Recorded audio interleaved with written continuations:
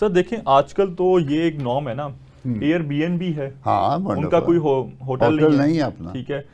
ज़मीन.com है, ज़मीन.com का कोई एसेट्स नहीं है, कुछ उनके एसेट्स हैं, वो अपनी डेवलपमेंट करते हैं, लेकिन बुनियादी तौर पर उनका कोई एसेट नहीं है। हाँ। वो सिर्फ लोगों के एसेट्स को सेल करते हैं, ठीक है। सो स्टार्टअप वो है जो इनोवेशन लेके आता है, जिद्दत लाता है। बिल्कुल सही। अब अगर आप एक ट्रेडिशनल बिजनेस स्टार्ट करते हैं, जैसे हमारा लाहौर में एक कल्चर है जी, चाय वाला वो स्पॉट बना लिया या कोई इस तरह का, ये स्टार्टअप नहीं है।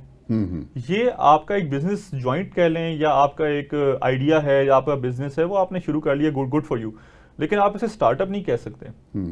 तो एक तो ये समझना बहुत ज़रूरी है। दूसरी बात क्या है कि स्टार्टअप जो होता है ना, स्टार्टअप के अंदर जो ग्रोथ होती है ना, उसकी ग्रोथ एक ट्रेडिशनल बिजनेस वाली नहीं होती।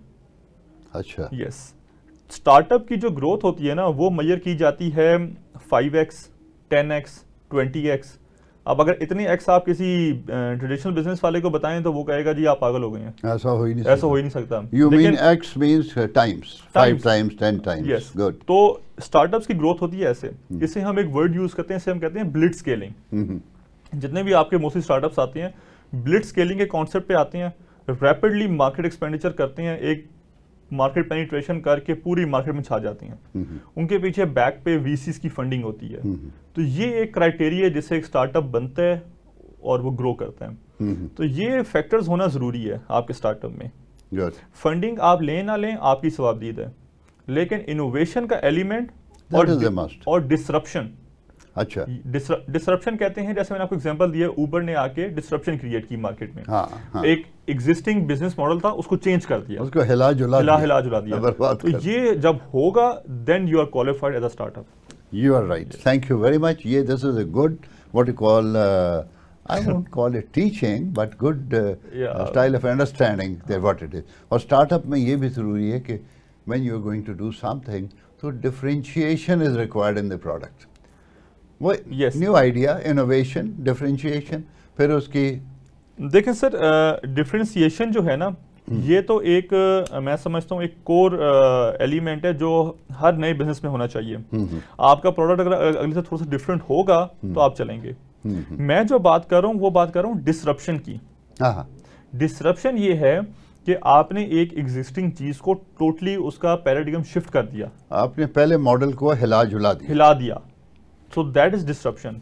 सो for a startup to be qualified as a startup you need innovation and disruption. Yep. So that's a startup. Wonderful, wonderful. Thank you.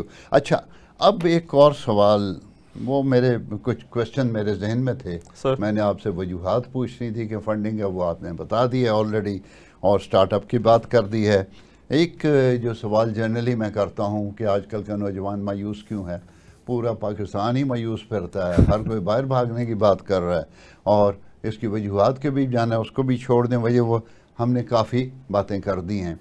और मायूस होने की सबसे बड़ी वजह है कि वो मायूस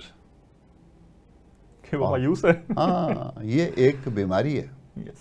एक अंदर टीका लगा हुआ है मायूसी का, और हर वक्त उन्होंने नेगेटिव बातें करनी, और जो पॉजिटिव है वो एक्सीडेंट करवा के हॉस्पिटल में बैठ के भी पॉजिटिव बातें करता, और एक जो है उसको कुछ भी नहीं हुआ तो वो कहता है जी सब बर्बाद हो गया हुणकी ये।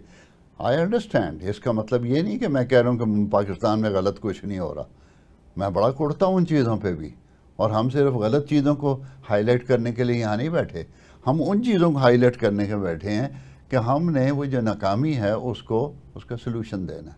तो उसके लिए कोई पैगाम दे दें, कोई ज़्यादा मैं नहीं कह रहा, आप कोई पैगाम दे दें कि what attitude should people adopt कि उनकी मायूसी ख़त्म हो जाए। ला तक़नतू मिन रहमतिल्लाह, कि अल्लाह की रहमत से मायूस ना हो और उनके सोचने का अंदाज ठीक हो जाए। देखिए जी, मोमिन कभी मायूस नहीं होता। क्या बात है। तो मायूसी तो इटसेल्फ एक गुनाह है। बिल्कुल सही। लेकिन ये चीज़ निगेट नहीं की जा सकती कि आप आजकल के हालात में मायूस नहीं हैं, या गलतियां नहीं नोट कर रहे, या सोसाइटी की गलतियां नोट नहीं कर रहे। मैं इसको ऐसे देखता हूँ, देखें, एक वो शख्स जो कि यूनिवर्सिटी से ग्रेजुएट हुआ है और अभी अभी प्रैक्टिकल लाइफ में आया है, उसके इतने प्रॉब्लम्स हैं हम सोच ही नहीं सकते। मैं एक मिडिल क्लास की बात कर रहा हूँ।